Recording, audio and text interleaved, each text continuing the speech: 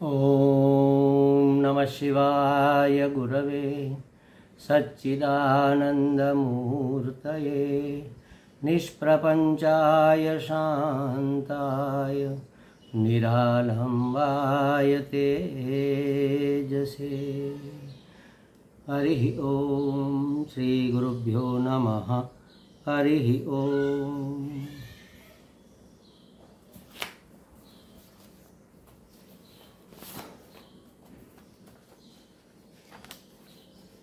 देखो प्रभु जी,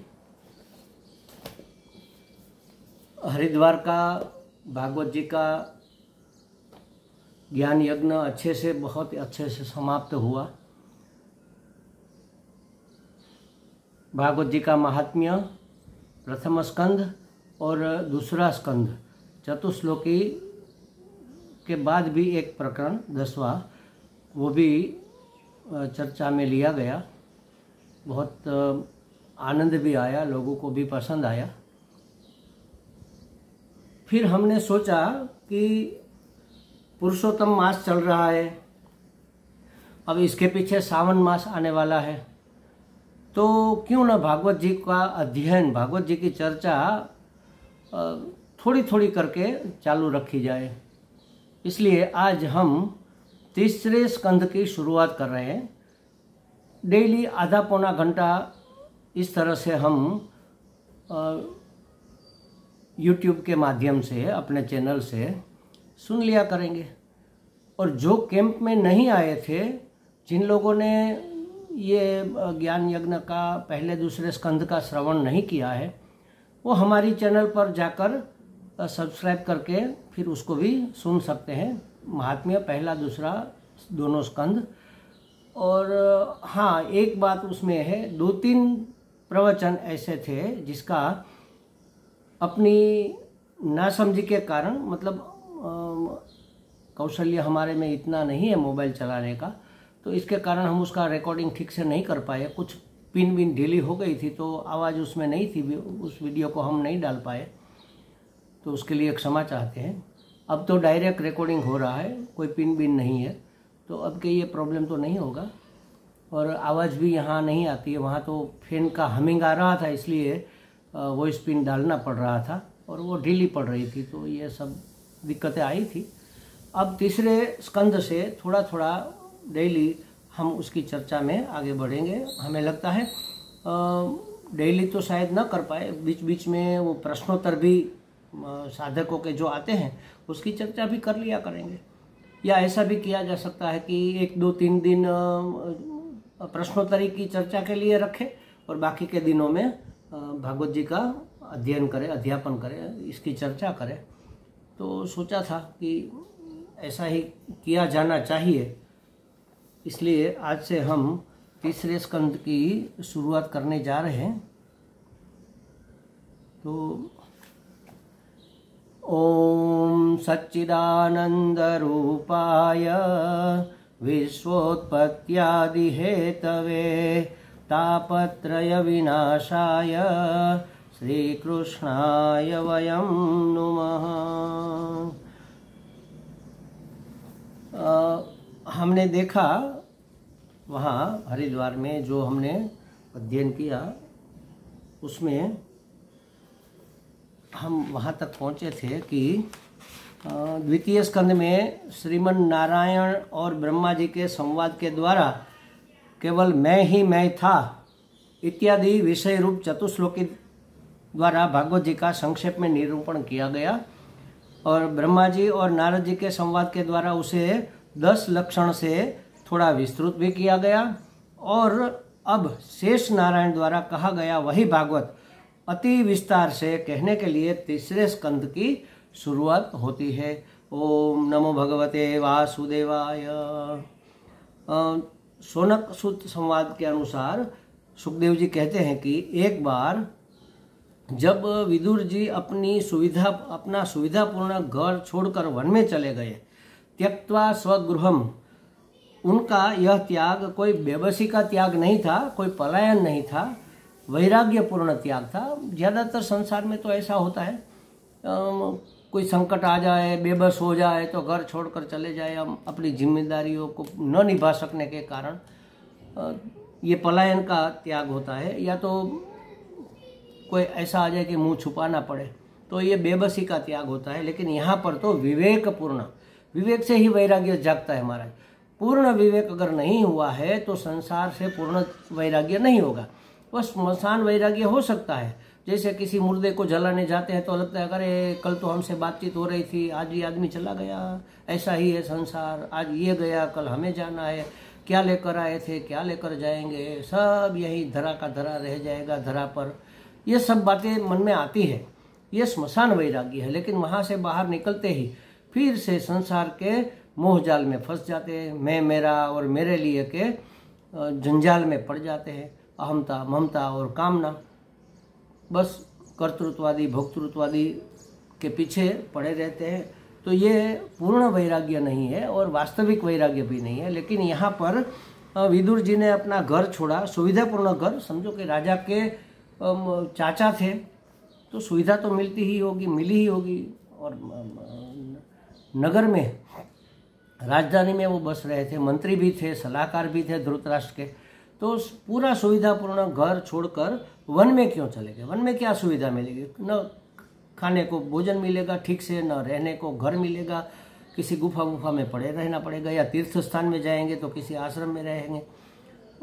ऐसा असुविधा पूर्ण घर, सुविधापूर्ण घर छोड़कर असुविधा भरे वातावरण में वह क्यों गए? तो कहा कि यह उसका वैराग्य था। तब परीक्षित जी ने पूछा कि मैत्रेयी मुनि के साथ विदुर जी का समागम कहाँ और कब हुआ? और तब उन लोगों में साधारण बातचीत तो हुई न होगी, क्योंकि जब विदुर जी उद्धव जी को मिले तो पूछा कि भाई भगवान कृष्ण ने अपनी लीला संवरण की तो फिर क्या संदेश दिया, क्या उपदेश दिया, वो हमें बताओ। तो उसने कहा है कि भगवान ने आपका नाम लेकर आपको याद किया था विदुर जी को, और कहा था कि मैं और मैत्रेयी जी दोनों वहाँ पर थे, तो कहा था कि मैत्रेयी जी उसको ये उपदेश सुनाएंगे।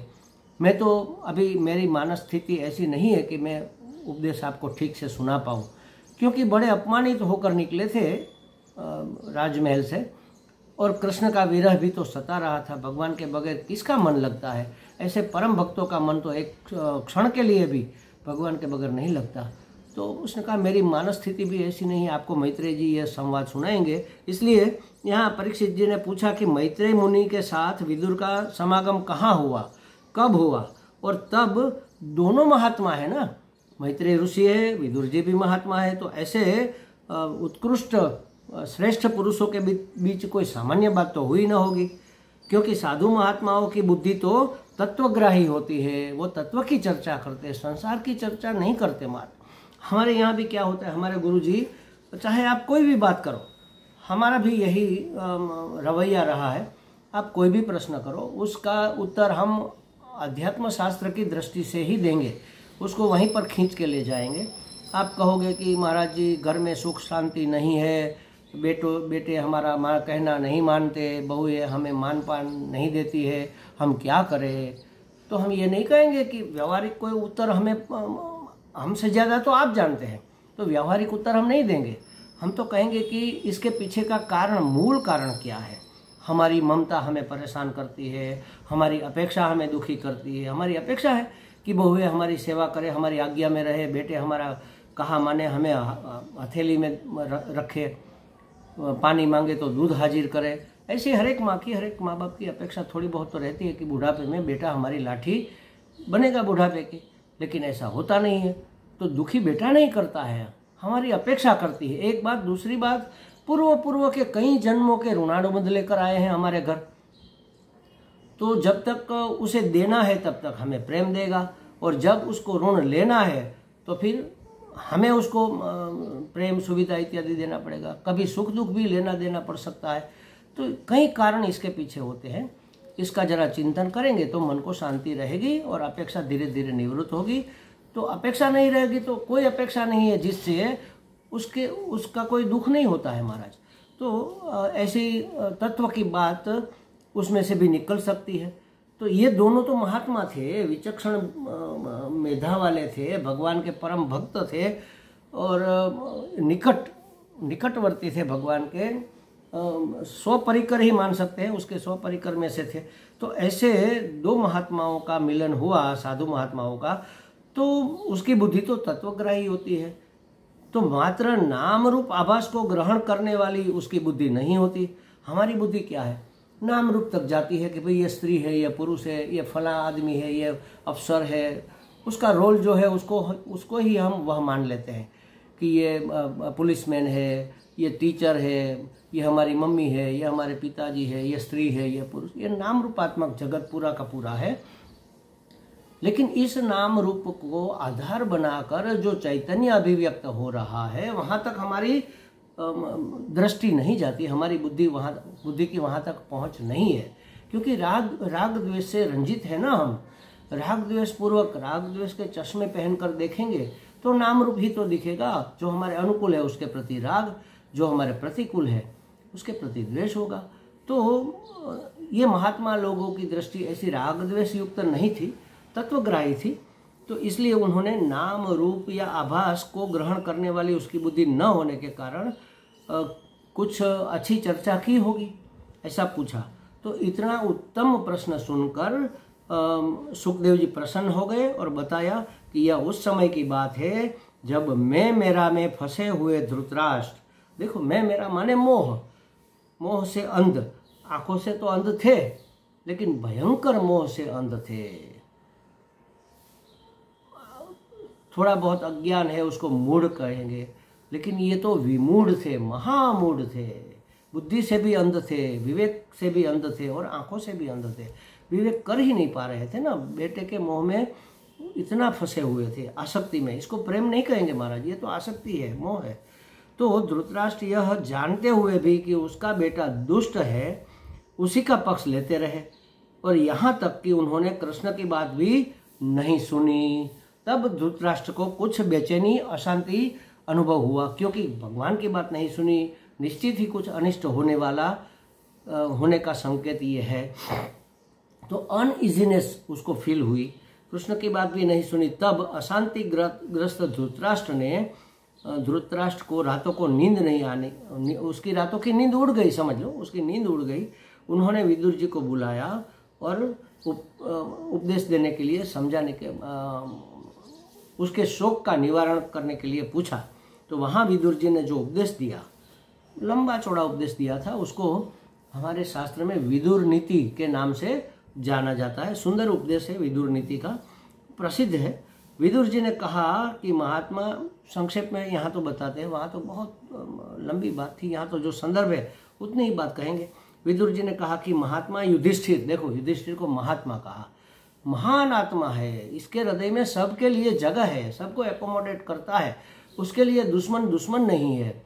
तो इतना वैर, इतनी ईर्ष्या, इतना द्वेष दुर्योधन ने या तो कौरवों ने, सब ने उसके प्रति रखा, फिर भी वह इतना उदार है, वो उसको अपना भाई ही मानता है और दुष्ट भाई भी नहीं मानता, ना समझ भाई मानता है। और धृतराष्ट्र को तो वह अपने पिता ही मानता है। देखो जब युद्ध समाप्त होता है ना, हमने देखा आगे विदुर जी ने उपदेश दिया धृतराष्ट्र को, उसकी मुक्ति हो गई, वो जंगल में चले गए, ये सब बातें हमने देखी। तो कहने का मतलब ये है कि वह युधिष्ठिर उसकी चिंता करता है कि पितामह कहाँ चले गए, हमारे बड़े पापा जैसे जिसको हम कहते हैं पिताजी के बड़े भाई, तो कहाँ चले गए, अब इस उम्र में, इस अवस्था में इसकी कौन देखभाल करेगा, ऐसी चिंता उसकी युधिष्ठिर जी करते हैं। इसलिए यहाँ कहा कि महात्मा युधिष्ठिर को उनका हिस्सा दे दीजिए, ऐसा विदुर जी ने उपदेश दिया, सलाह दी धृतराष्ट्र को कि महात्मा युधिष्ठिर को उसका हिस्सा दे दीजिए। और कहा स एष दोष पुरुष द्विरास्ते गृहान् प्रविष्टो यमपत्यमृत्या पुष्णासि कृष्णाद् विमुखो गतस्यहि त्यजास्व शैवं कुल कौशलाय। क्या कहा, जिसे आप देखो बहुत कड़क शब्दों में, बहुत कठोर शब्द में बात कह रहे हैं। कई बार क्या होता है कि हम सलाह तो देते हैं, लोग मानते नहीं, फिर उपदेश देते हैं, लोगों के अंदर उतरती ही नहीं बात, तब फिर थोड़ा कठोर शब्दों में कहना पड़ता है। हमें भी कई बार कठोर शब्दों में कहना पड़ा है। वहाँ पर भी तीर्थ स्थान में भी एक बार हमें थोड़े कठोर शब्दों का उपयोग करना पड़ा था। अगर किसी का दिल दुखा है तो उसके लिए अभी से हम उस समय भी कहा था, इस समय भी हम क्षमा प्रार्थी है। लेकिन अपने दोष दिखाने वाले को अगर हम नज़रअंदाज करेंगे तो कभी हम दोष से मुक्त तो निर्दोष नहीं हो पाएंगे महाराज। और अगर निर्दोष नहीं हुए तो बहुत बड़ा नुकसान है। हमारे दो कठोर शब्द कहने से आपको बुरा लगता है और हमारे प्रति आपकी सम्मान की दृष्टि थोड़ी कम होती है, तो उसके हिसाब से भी उतना मूल्य चुकाने के बाद भी अगर आपका सुधार होता है, दोष आपके निवृत्त होते हैं, तो ये महंगा सौदा नहीं है महाराज हमारी दृष्टि से। चाहे हम आपकी नज़र में उतर जाए तो भी अगर आप निर्दोष हमारे कहने से हो सकते हैं कठोर शब्दों से, तो ये सही रास्ता है मेरे हिसाब से। तो यहाँ विदुर जी जैसे विद्वान और इतने सहनशील व्यक्ति महाराज, कितने सहनशील, आप देखोगे अभी उसने इतना कठोर शब्द का उपयोग क्यों करना पड़ा, क्या कहते हैं देखो, इतने मृदु भाषी, इतने मृदु और सरल व्यक्ति क्या कहते हैं, कहा कि उसका हिस्सा दे दीजिए और कहा कि जिसे आप पुत्र मानकर पाल रहे हैं तथा जिसकी हाँ में हाँ मिलाते जा रहे हैं, उस दुर्योधन के रूप में मूर्तिमान दोष आपके घर में घुसा बैठा है। यहां तक कह दिया, देख लो, मूर्तिमान दोष आपके घर में घुसा बैठा है।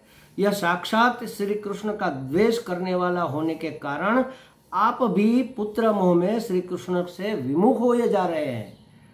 कितनी बड़ी मुश्किल, कितनी बड़ी तकलीफ वाली बात है ये, दुर्भाग्य की बात है समझ लो। आप भी विमुख होकर श्रीहीन हो रहे हैं। उसका मुंह काला पड़ गया ना, कृष्ण का अपमान किया तो वो रोक तो नहीं पाए, लेकिन उसका मुंह काला पड़ गया, श्रीहीन हो गया, उसका तेज मुंह पर से चला गया क्योंकि भगवान का अपमान किया। अब क्या करें, बेटे को कैसे समझाए, वो तो किसी की मानता नहीं, हम उसको कह नहीं पाते मोहवश, तो वह श्रीहीन हो गए। अतः आगे कहते विदुर जी, यदि आप अपने कुल की कुशल चाहते हो तो अमंगल इस दुष्ट को तुरंत ही त्याग दीजिए। देखो कितने कठोर शब्दों में कह रहे हैं कि इस दुष्ट को जो अमंगल रूप है उसको तुरंत ही त्याग दीजिए, उसका कहना मत मानिए और उसको एक और करके आप स्वयं निर्णय लेना शुरू कर दीजिए। लेकिन फिर भी धृतराष्ट्र के मन में जू, उसके कान में जू तक नहीं रहेंगी महाराज। उसको कुछ बातें समझ में नहीं आई, उसके अंदर कुछ नहीं उपदेश घुसा, न तो आज्ञा घुसी, न तो इतने कठोर शब्द से भी वो जागे नहीं। देखो कितनी मोह निद्रा में वह सोए होंगे। लेकिन ऐसी बातें विदुर जी ने दुर्योधन की अनुपस्थिति में नहीं कही महाराज। उसकी अनुपस्थिति में कहते तो यह निंदा हो जाती, द्वेष हो जाता, ईर्ष्या हो जाती, या जो भी कुछ हम उसका दोष मान सकते थे। पीछे से किसी की बुराई करना ये तो निंदा हो गई, लेकिन उसकी उपस्थिति में उसके दोष के कारण बात करना वो निंदा नहीं कही जाएगी। पीछे से कहना निंदा चुगली कही जाती है, उसका दोष लगता है। महात्मा लोग तो मुंह पर बात कहते हैं, जिसको बुरा लगे सो लगे, क्या कर सकते हैं। जो अगर उसमें कुछ सुधार, इतना करने से भी अगर उसमें कुछ सुधार आ सकता है तो उसका ही भला होगा। महात्मा का तो हृदय ही भलाई करने के लिए बना होता है। तो यह सुनकर अत्यंत क्रोध से भरकर दुर्योधन विदुर जी का तिरस्कार करते हुए, देखो उसके चाचा है, राज्य के मंत्री है, बुजुर्ग है, इतने विद्वान है, महात्मा है, फिर भी उसका अपमान करने से नहीं चूकता है यह दुष्ट दुर्योधन। कहा, अरे हमारे टुकड़ों पर पलने वाले इस कुटिल दासी पुत्र को यहाँ किसने बुलाया? धृतराष्ट्र ने ही तो बुलाया था। लेकिन अपमान करने के लिए क्या कहा, देखो हमारे टुकड़ों पर पलने वाले, जैसे हमारे टुकड़ों पर कोई कुत्ता पलता है, कुत्ता कह दिया आड़कत इनडायरेक्टली, हमारे टुकड़ों पर पलने वाले इस कुटिल दासी पुत्र। कुटिल कहते हैं, इतना सरल आदमी उसको कुटिल लगता है। देखो कुटिल किसको कहते हैं? मन में कुछ और है, भाव कुछ और है, मन में कुछ और है, वाणी में कुछ और व्यवहार कुछ अलग करते हैं, उसको कुटिल कहते हैं। जिसके पेट में पाप छुपा रहता है, जिसकी वृत्ति में दुष्टता छुपी रहती है, उसको कुटिल कहते हैं। ये तो इतने सरल और सीधे और भक्त पुरुष है, उसको ये कुटिल लग रहा है क्योंकि उसके विरुद्ध की बात कर रहा है। अरे हमारे टुकड़ों पर पड़ने वाले इस दुष्ट दासी पुत्र को यहाँ किसने बुलाया है? इसे हमारे नगर से तुरंत बाहर निकाल दो। अब इतना अपमान इतने बड़े महात्मा का, इतने बड़े मंत्री का, इतने बुजुर्ग का, उसके चाचा का, उसका भतीजा अगर ऐसा अपमान करे तो लगता है कि अगर जमीन फट जाए तो हम अंदर समा जाए। लेकिन विदुर जी है, वो तो महात्मा है। ठीक है, चलो उसने सोच लिया कि अब इस मोह जाल में, इस संसार जाल में पड़े रहना ठीक नहीं है। मैं मेरा समझकर मैं यहाँ सेवा के लिए उपस्थित था, मेरी नैतिक जिम्मेवारी भी थी। अब छूटा, चलो भगवान की यही मर्जी है, भगवान ने बड़ा अच्छा रास्ता दिखा दिया, निकालने की बात कर रहा है तो चलो हम निकल चलते हैं। तो अपने धनुष बाण उसी दरवाजे पर छोड़कर वह निकल गए। धनुष बाण क्यों छोड़ा? क्योंकि मैं सामने वाले पक्ष में आपके विरुद्ध में लड़ने नहीं जा रहा हूँ। आपने मेरा हित किया, अहित किया, जो किया मैं, लेकिन मैं किसी का अहित नहीं करूँगा। इतने उत्कृष्ट महात्मा थे विदुर जी। वो तो तीर्थ यात्रा पर निकल गए। तो तब वहाँ से निकलकर विदुर जी तीर्थ यात्रा पर चले गए और अवधूत वेश में स्वच्छंद भ्रमण करने लगे। अवधूत वेश माने जो मंत्री का रजवाड़ी वेश था उसको त्याग दिया, मुकुट त्याग दिया, मालाएं बालाएं उतार दी, जरकसी जामा जो पहना हुआ था वो त्याग दिया। सादे वस्त्र पहनकर, सफेद या सादे वस्त्र पहनकर, अपना वेश छुपाकर, कोई न जान ले कि ये मंत्री है, ताकि उसको स्पेशल ट्रीटमेंट मिले। भक्त को या यात्री को, तीर्थ यात्री को ये अपेक्षा नहीं रखनी चाहिए, लेकिन हम तो ये बात भी नहीं समझते। जहाँ जाते हैं वहाँ हम चाहते हैं कि हमारे लिए स्पेशल ट्रीटमेंट हो, हमें स्पेशल कमरा मिले, हमारे भोजन में कुछ थोड़ा एडिशन किया जाए, हमारी पसंद की चीज़ें हमें खिलाई जाए, हमें सम्मान दिया जाए। हम जाए तो हमारे लिए कुर्सी खाली कर दी जाए, या तो हमारे बैठने की व्यवस्था की जाए, हम आगे बैठे, ऊंचे बैठे। ये सब अपेक्षाएं हम आश्रम वालों से भी रखते हैं। इतनी बेवकूफ़ी हमारे अंदर भरी पड़ी है, देखो। और ये न हो जाए, हम चाहते नहीं है, लेकिन अगर कोई सामने वाला समझ जाए कि ये तो बड़े महात्मा है या तो ये बड़े आदमी है, तो वो ट्रीट करेगा। तो न पहचान ले, इसलिए उन्होंने अवधूत वेश बनाया। अवधूत माने जो कोई न पहचाने ऐसा वेश। अवधूत महात्मा कैसे होते हैं? वो बस ऐसे ही बिखरे बिखरे बाल, फटे चिथड़े हाल और भूखे नंगे से घूमते फिरते। लगता है ये कोई भिक्षुक है, भिखारी है, लेकिन होते बड़े बड़े ही परम ज्ञानी। तो ऐसे ही ये ज्ञानी भी थे, लेकिन फिर भी स्वच्छंद भ्रमण करने के लिए, किसी को पहचान में न आ जाए इसके लिए ऐसा वेश बना लिया। और तीर्थों की महिमा यही है कि वहाँ देव प्रतिमाओं का और भक्तों का निवास स्थान का दर्शन भी होता है और सत्संग भी होता है, जिससे हमारी ममता का निवारण और भगवत का स्मरण चिंतन होने लगता है। देखो, तीर्थ का बहुत बड़ा महत्व ये है। संसार में परिवार के साथ रहकर हमारी ममता का निवारण कभी नहीं होगा। कुछ न, हर क्षण कोई ना कोई ऐसी घटना, ऐसी परिस्थिति आएगी कि हमारी ममता और दृढ़ होती जाएगी। अपना बेटा, अपनी बहू, अपना घर, अपनी गाड़ी, अपना बंगलो, अपना परिवार, अपना परिचित, अपना पड़ोसी, अपने सगे, अपने सब अपना अपना अपना अपना अपना अपनी वस्तुएं, अपनी समृद्धि जो भी है सब अपना अपना छूटता ही नहीं। और तीर्थ यात्रा में जाते हैं तो भगवत चिंतन होता है। यहाँ नहीं होता है, यहाँ तो अपनापन होता है। वहाँ भगवत चिंतन होता है, भगवत स्मरण होता है और साधु संतों के दर्शन होते हैं, उसका सत्संग होता है, जिससे हमारे मन के मैल दूर हो जाते हैं। तीर्थ में स्नान होता है तो पवित्रीकरण होता है, मन भी शांत रहता है। देख लेना आप, घर पर आपका जो वृत्ति और व्यवहार होता है वह बदल जाता है, अपने आप बदल जाता है। तीर्थ में जाकर उसके वाइब्रेशन, उसके परमाणु ही ऐसे होते हैं जो हमारे मन को, हमारे दिल को छू लेते हैं और उसको शांत और प्रसन्न कर देते हैं। तो तीर्थों का ये महत्व है। तीर्थ सेवन से पवित्रीकरण होता है और नियम का पालन होता है, यम नियम का पालन होता है। तो इससे भगवत स्मरण में सुविधा हो जाती है। घर पर यह नियम पालन नहीं होता। अच्छा, गुरुजी ने कहा था कि भाई 11 माला हर रोज करनी है, लेकिन क्या करे स्वामी जी, घर की इतनी जिम्मेवारी, छोटे छोटे बच्चे, दादी अम्मा दादाजी करके दौड़ते हैं। 2-3 मालाएं तो मुश्किल से हो पाती है, हमें उसको संभालना पड़ता है। तो ये सब नियम का पालन नहीं होता। तीर्थ सेवन से नियम का पालन हो सकता है और जिसका पालन करना चाहिए, करना ही चाहिए। नियम आश्रम के भी नियम होते हैं, तीर्थों के भी नियम होते हैं, उसका भी पालन करना चाहिए। कि जैसे समझो कि हमारे वहाँ वेदांत आश्रम में है कि 10 बजे दरवाज़ा बंद हो जाएगा शाम को, तो उससे पहले हमें आ जाना चाहिए। 11 बजे भोजन है तो समय सर भोजन के लिए आप घूमते घूमते 12, साढ़े 12 बजे 1 बजे जाओगे, कहोगे भोजन दो, तो जो किचन वाले लोग हैं उसका कब निपटारा होगा। इसलिए नियम बना होता है, बेल बजता है तो सबको भोजन करने आ जाना चाहिए, आरती का शंख बजता है तो सबको उसमें उपस्थित होना चाहिए, रहना चाहिए। वो हमारे हित के लिए है, भगवान की भक्ति के लिए है। वहाँ तीर्थ में तो यही करने के लिए तो हम गए हैं, पिकनिक पर थोड़े ही गए हैं। तो उसके नियमों का हमें पालन करना चाहिए और इसका पालन करने से हमारा ही फायदा होता है और आश्रम का वातावरण डिस्टर्ब नहीं होता, तभी तीर्थ का फल हमें मिलता है। अगर वहाँ का नियम पालन नहीं करेंगे तो तीर्थ का फल नहीं मिलेगा। ये फल वाला नियम क्या है, ये थोड़े अलग, इससे सूक्ष्म बात है। तीर्थ में जाकर हमें काम, क्रोध, लोभ, मोह, मद, मात्सर्य और दंभ से बचे रहना चाहिए, झूठ से बचे रहना चाहिए, थोड़ा उदार हृदय रखना चाहिए। कोई रिक्शा विक्शा समझो ऑटो रिक्शा की है तो हम इतना बार्गेनिंग करते हैं, वो बेचारा मजबूरीवश थोड़ा कम भी करके मन न होते हुए भी, पेट पालना है ना तो ले जाते हैं। अरे क्या लूट लेगा महाराज, उसने कहा 50 रुपये होंगे, आपको कहेंगे नहीं महाराज 30 देंगे हम, तो वो कहेंगे नहीं महाराज थोड़ा कम करते, 45 दे दो, 40 दे दो। अब 10 रुपये आपने कम करवाए तो 10 में आपका बंगलो बन नहीं जाएगा, उसका बंगलो बन नहीं जाएगा, किसी को घाटा नुकसान ज़्यादा नहीं होगा, तो उसको अच्छा लगेगा। मैं तो कहता हूँ कि 50 तय किया है तो 50 तो दो, ऊपर से 5-10 और दो कि लो भैया चाय पी लेना।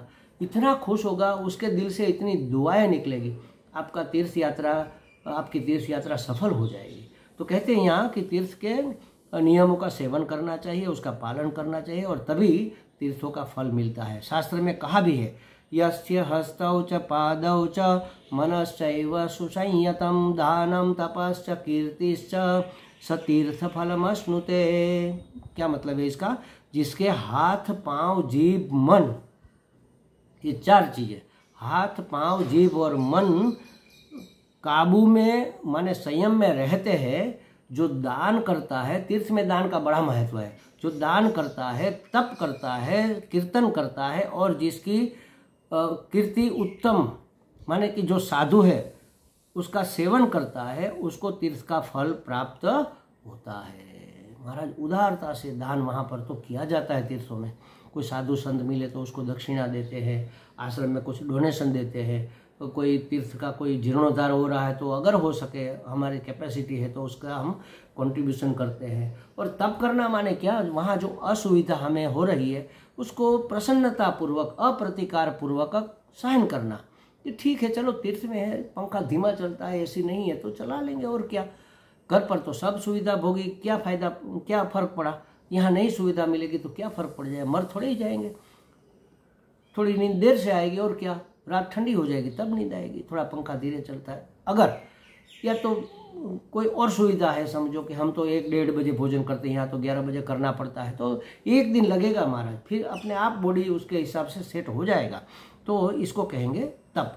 अपनी मनमानी न करते हुए नियम पालन के अनुसार चलना, अपनी इंद्रियों पर काबू रखना, अपने मन पर संयम रखना, ये सब तप कहा जाता है। मन का तप, वाणी का तप और शरीर का तप हमें करना चाहिए। गीता जी के 17वें अध्याय में ये तीनों बताए हैं कि मन का तप क्या है, शरीर का तप क्या है, वाणी का तप क्या है, ऐसा तप हमें करना चाहिए। फिर भगवान का नाम स्मरण करना चाहिए, भगवान का कीर्तन माने उसकी बातचीत भी करनी चाहिए। कीर्तन का 2 अर्थ होते हैं, एक तो भजन करो, भजन गाओ, और दूसरा कीर्तन माने उसकी बातें करो, उसकी चर्चा करो। और जिसकी कीर्ति उत्तम है, साधु है, उसको ये ऐसी पवित्र व्यक्ति का हम सत्संग करेंगे और ये तीर्थों का फल हम प्राप्त कर पाते हैं। तो तिरस्कृत विदुर जी ने सारे भारतवर्ष में विचरण किया, बड़े बड़े व्रत किए, और इस बीच महाभारत का युद्ध समाप्त होकर युधिष्ठिर का राज्य स्थापित हो गया था। जब विदुर जी यमुना तट पर पहुंचे तो वहां उनको उद्धव जी मिल गए। विदुर जी यमुना तट पर उद्धव जी को मिले। अब उद्धव जी सब बातें उसको बताते हैं, उसकी माहिती की भी कैसे क्या हुआ, भगवान का कैसे स्वधाम गमन हुआ, और यदुवंशियों का कैसे वो विनाश हुआ, ये सब बातें बताते हैं। फिर कहते हैं कि भगवान ने अंतिम में क्या उपदेश दिया। तब उद्धव जी कहेंगे कि वह आपको मैत्रेय जी सुनाएंगे, फिर मैत्रेय जी का मिलन होगा। उद्धव जी तो भगवान के सखा और सेवक दोनों हैं और बड़ी शांत वृत्ति वाले बृहस्पति जी के शिष्य है। बृहस्पति देवगुरु बृहस्पति जी से उन्होंने विद्या प्राप्त की है, ऐसे महापुरुष है। विदुर जी तो भगवान का ही समझो दूसरा रूप है। उसकी मंदिर में जैसे दो विग्रह रहते हैं ना, एक अचल और एक चल मूर्ति। चल मूर्ति उत्सव मूर्ति कहा जाती है। उत्सव होता है तब मूर्ति, जैसे जगन्नाथ जी की यात्रा निकलती है, ऐसे उत्सव मूर्ति की यात्रा नगरचर्या के लिए भगवान निकलते हैं, दर्शन देने के लिए, वह चल मूर्ति। तो उद्धव जी को भगवान की चल मूर्ति माना जाता है। उसका देखा, उसका वेश सब बिल्कुल भगवान जैसा है। मैंने तो सुना है, कहीं पढ़ा भी है शायद, कि वह भगवान के ही कपड़े पहनते थे। भगवान जब कपड़े पहनकर, वो तो राजा थे, कपड़े पहनकर निकाल देते तो वो पहन लेते। जैसे हम अपने गुरु जी के वस्त्रों को बड़े चाव से मांग लेते हैं कि महाराज जी हमें एक आपके निकाले हुए वस्त्र दे दो, हमारे लिए तो पवित्राणाम पवित्र है, उसको हम धारण करते हैं। एक आध वस्त्र तो महाराज जी का साथ में रखते ही है। उससे क्या होगा कि भाई गुरु जी की कृपा हमारे साथ है, ऐसा हमें अनुभव होगा। और कृपा होती भी है, अनुग्रह रहता भी है। तो ऐसे उद्धव जी भगवान के खास सखा भी थे, भगवान के खास सेवक भी थे, भगवान के मंत्री भी थे, बड़े शांत वृत्ति वाले थे और बृहस्पति जी से विद्या प्राप्त उत्कृष्ट, अत्यंत उत्कृष्ट विद्वान पुरुष थे। उसका मिलन विदुर जी का मिलन उससे विदुर जी से उद्धव जी का मिलन यमुना तट पर हुआ। विदुर जी ने उनसे श्री कृष्ण के बारे में, बलराम जी के विषय में, वासुदेव जी के बारे में और सब के बारे में एक एक करके कुशल पूछा कि सब कैसे हैं, बलराम जी दाऊ भैया कैसे हैं, माता पिता कैसे हैं, सबका कुशल पूछा और कहा कि हे उद्धव जी, इस संसार में श्री कृष्ण की चर्चा से बढ़कर शांति प्रदान करने वाली वस्तु और कोई नहीं है। इसलिए अंत में मैं ये पूछता हूँ, आप मुझे कृष्ण के बारे में बताइए कि हमारे भगवान कैसे हैं, क्योंकि उसकी चर्चा के बगैर शांति प्रदान करने वाली और कोई पवित्र वस्तु इस पूरे संसार में नहीं है। वार्ताम सखे कीर्तय तीर्थ कीर्ति ही। हे सखा, आप मुझे उन पवित्र कीर्ति श्री हरि जी की कथा सुनाइए, उसके बारे में बताइए। मेरे निकलने के बाद भगवान ने क्या क्या किया, भगवान ने कैसी कैसी लीलाएं की। भगवत लीला का स्मरण करने से हमारी सांसारिकता से विमुखता और भगवान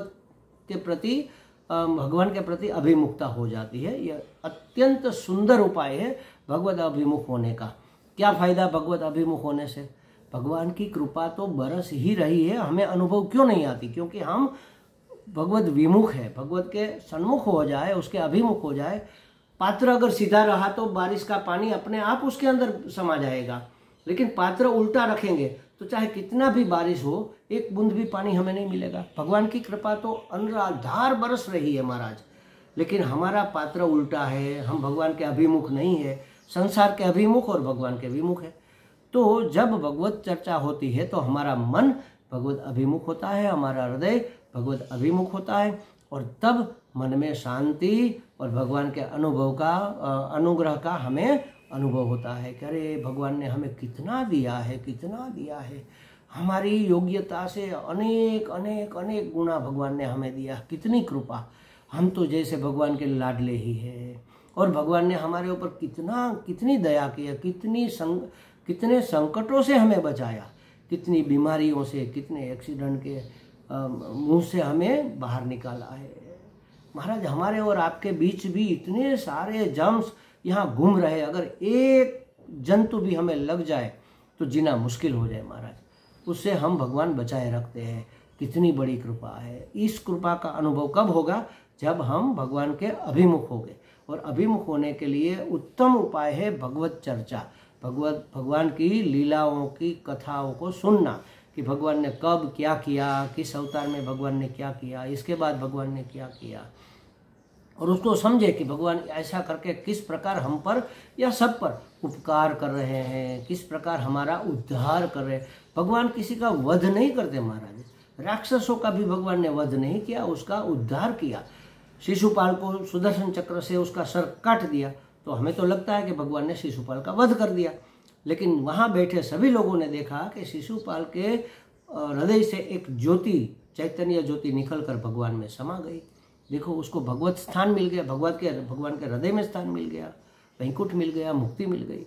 तो भगवान उद्धार करते हैं, वध नहीं करते। ये सब हमें उसकी लीलाओं के द्वारा पता चलता है, तब हमारा अंतःकरण प्रसन्नता से भर जाता है और प्रसन्न शांत हृदय एकदम शुद्ध और पवित्र हो जाता है, और भगवत अभिमुखता हमारी दृढ़ होती है, हमारी श्रद्धा दृढ़ होती है। भगवत प्राप्ति के और रास्ते हमारे लिए खुल जाते हैं।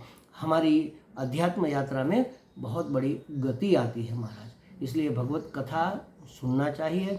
कोई अगर सुनने वाला मिले तो उसकी चर्चा करनी चाहिए। कोई सुनने वाला और कहने वाला न मिले तो उसका चिंतन माने कि स्मरण करना चाहिए। भगवान के नाम, रूप, लीला, गुण का चिंतन करना चाहिए, ध्यान करना चाहिए। यही तो है भक्ति, यही तो है भजन। भजन और क्या है? यही, इसी का नाम तो भजन। तो सतत हमारा जीवन भगवत भजनमय हो, यही इस परम शास्त्र श्रीमद् भागवत जी शास्त्र का तात्पर्य है। इसका यह हेतु है, उद्देश्य है। पहला अध्याय यहाँ पर समाप्त होता है। इति तृतीय स्कंधे विदुर उद्धव संवादे प्रथमोध्याय। अब दूसरा अध्याय हम कर लेंगे। ओम पूर्णमदः पूर्णमिदं पूर्णात् पूर्णमुदच्यते पूर्णस्य पूर्णमादाय पूर्णमेवावशिष्यते। ओम शांति शांति शांति। हरि ओम। श्री गुरुभ्यो नमः। हरि ओम।